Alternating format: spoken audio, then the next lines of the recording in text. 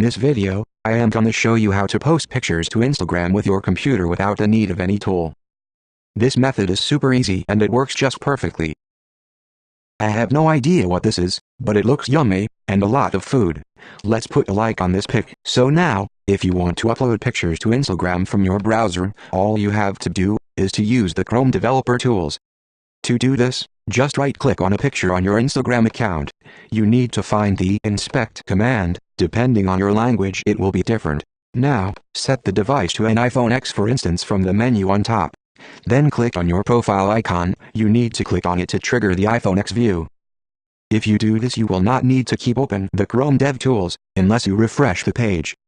If the little man with a plus icon appears, it means that you are into mobile mode. Now just click on the Add a New Picture button in the bottom, and use it as like you would on your iPhone.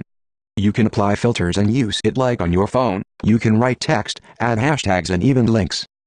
It is harder to add links using your mobile, but with the computer is like eating a cake, and voila, our picture is posted on Instagram with the computer.